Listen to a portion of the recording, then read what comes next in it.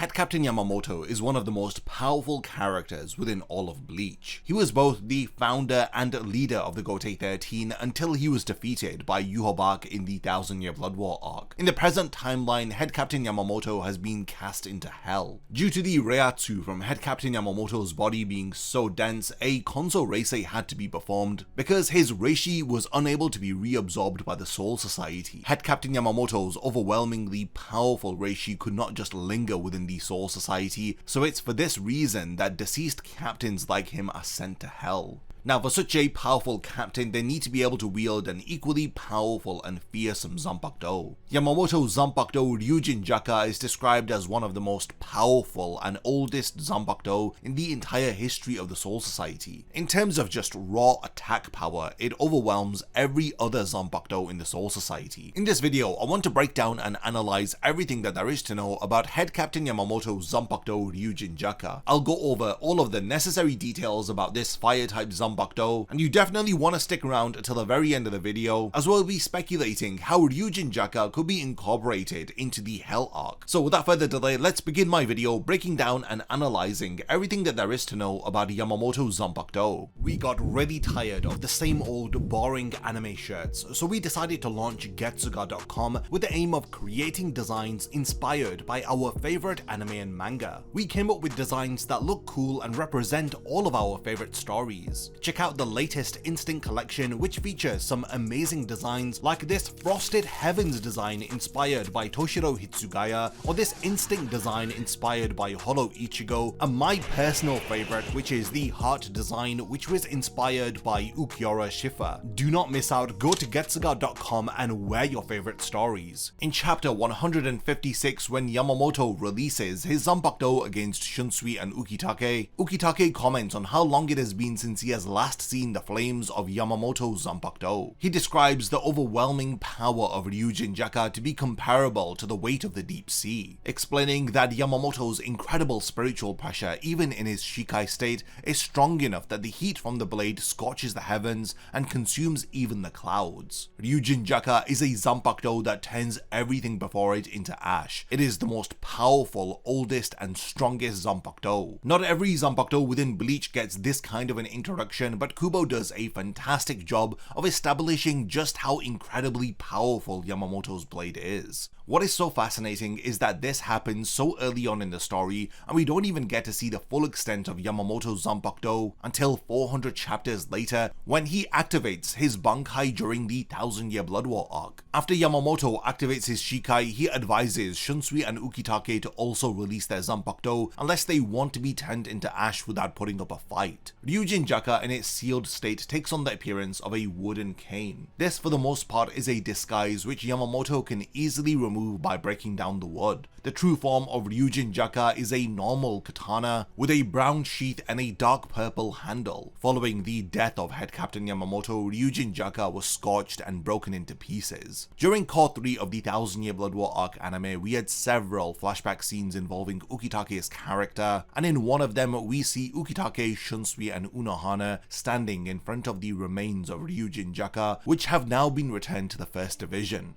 In chapter 393, Aizen describes how great Ryujin Jakka is. This is after he reveals the Arrancar Wonderwise was created for the sole purpose of extinguishing the flames of Ryujin Jakka. Aizen explains that Ryujin Jakka is the ultimate Zanpakuto, admitting that if he were to have fought against it head to head, then he probably would have lost. Aizen explains the methodology behind the Arrancar Wonderwise, explaining that when all other powers have been abandoned, you then are able to strengthen a single power. With this, even the most ultimate Zanpakuto can be opposed. Wonderwise is the only modified Arrancar within his army, and his resurrection is called Extinguer, as Yamamoto learns that an Arrancar was created for the sole purpose of containing Ryujin Jakka. Even in its sealed state, Ryujin Jakka is incredibly fearsome. In chapter 338, Yamamoto used his sealed Zanpakuto against Ion. He unleashed a move called Hitotsume Naregiri, which translates to the first killing stroke. This is a single, precise sweep of his blade that has enough force and speed which is able to cut through very large and powerful opponents. Aion was literally killed in a single strike without even knowing what had happened to it. Just one chapter before this, Yamamoto used his Zanpakuto in its sealed wooden cane form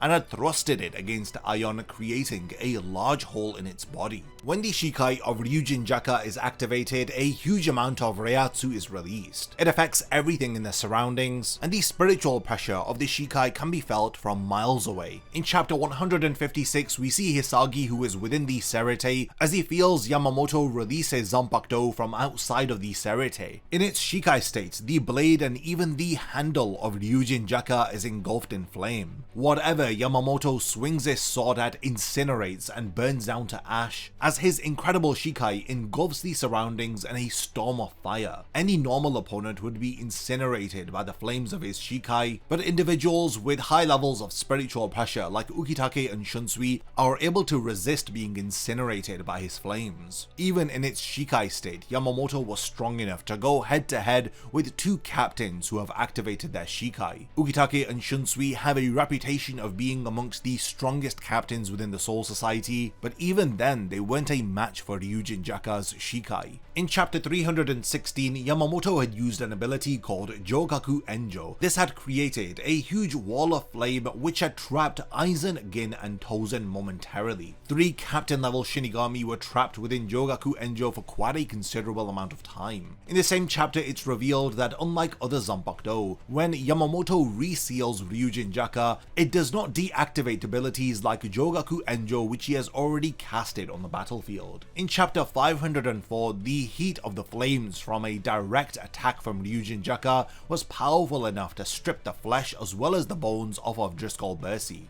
A Sternritter who was as strong as a captain, considering he was able to beat Chojuro Sasakibe and steal his Bankai. Yamamoto also has an ability called Taimatsu which he uses with his Shikai. He reveals this during his battle against Aion at the end of chapter 338, and he also uses it against the Tres Bestias at the beginning of chapter 339. A wave of flames is released from Ryujin Jakka as he swings his Zanpakuto at the direction of his opponents, and it completely engulfs whatever is caught in the flames. Yamamoto can control the direction of these flames as he attacks only the opponents that he chooses to, and he can even control the intensity of the attack, as he tells the Tres Bestias because they are attacking with only a single arm, he will only singe them slightly with his flames. Another very important ability of Yamamoto's Shikai is called Ennetsu Jigoku. In chapter 393, Yamamoto grabs Aizen's arm, with Aizen's Zanpakuto impaled through his body, as he explains that there is no mistaking the spiritual energy of the Zanpakuto which has just impaled him. I do think that this is a bit of a foreshadowing of the weakness of Kyoka Suigetsu here, as later Genichimaru explains that the only way to escape Kyoka Suigetsu's power is to touch the blade before complete hypnosis has been activated. So it's pretty insane that Yamamoto inadvertently had foreshadowed the weakness of Kyoka Suigetsu here,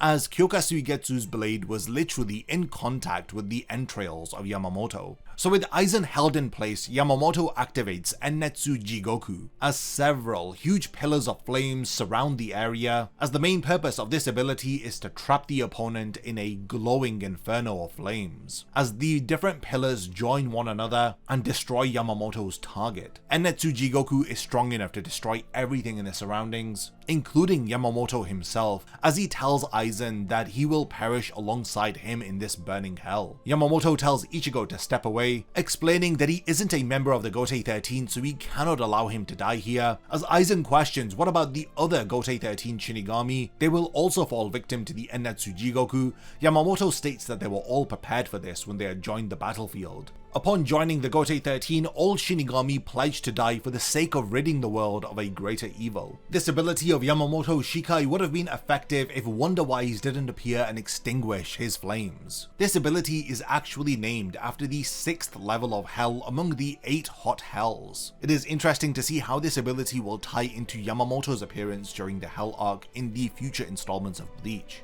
This now brings us to the Bankai of Ryujin Jakka, which is called Zanka no Tachi, and this was first revealed within chapter 506 of the manga. Zanka no Tachi involves the complete power of Yamamoto's flames being compressed into his blade. With Zanka no Tachi, Yamamoto can burn anything that his Zanpakuto cuts out of existence. This Bankai is so powerful that it completely rids the atmosphere of moisture. It affects an area the size of the Serete, and this Bankai activation was so strong that even Hitsugaya's Bankai Daiguren Hyorin Maru was unable to be used while it was activated. Zanka no Tachi completely surrounds Yamamoto's blade and his body with the flames of the sun. Unohana even states in chapter 507 that Zanka no Tachi would be able to destroy the entirety of the Soul Society if it were activated for too long.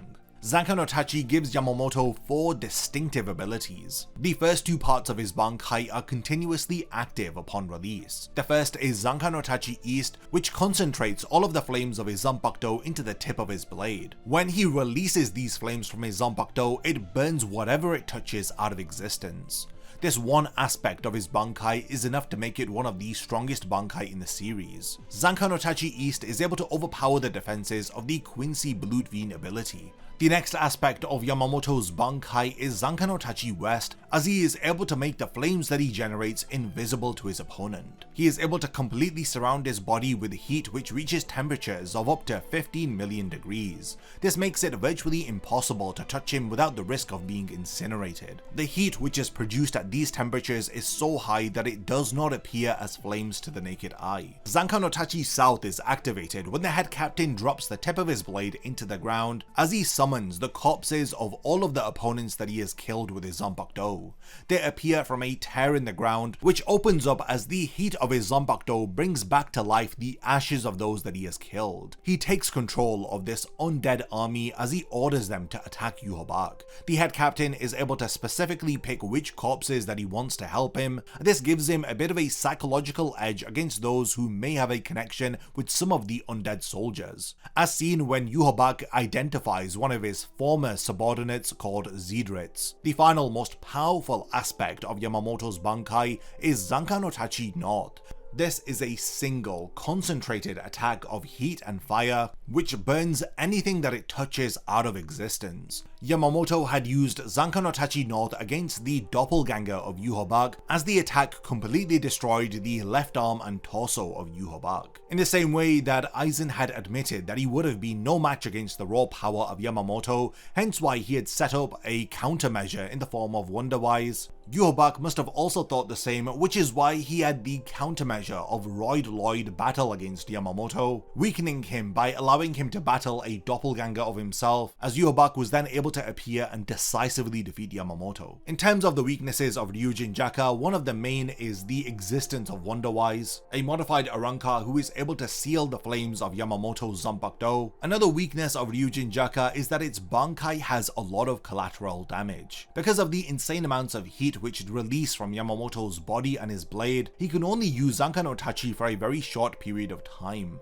unless he risks destroying all of his surroundings as well as his allies. I'm looking forward to seeing Yamamoto's character return if the Bleach manga does get a continuation via the Hell arc, as it was revealed within the No Breeds from Hell one-shot chapter that Yamamoto along with Unohana and Ukitake have been sent to Hell. So I do wonder how Hell has transformed the Zanpakuto abilities of Yamamoto. Considering his Zanpakuto was already fire-based, I wonder if he has some means of possibly wielding the flames of Hell now that he has become a guardian of Hell. The fact that we had seen Yamamoto's Bankai during the 1000 Year Blood War arc does make me confident that he will possibly return with an enhanced version of this Bankai for the new story arc. It would be cool to see Yamamoto and Shunsui have a battle against each other, as each of them have 4 distinctive parts to their Bankai, and it would be cool to see a fight between the new head captain and the old head captain. Now this is everything that I have on Head Captain Yamamoto's Zanpakuto Ryujin Jakka. Let me know all of your thoughts about this incredible, powerful Zanpakuto. If there's anything that I've forgotten to mention about Ryujin Jakka, then let me know by continuing the discussion in the comments. And lastly, thank you for making it to the end of this video, and I cannot wait to see you in my next Bleach Explained video.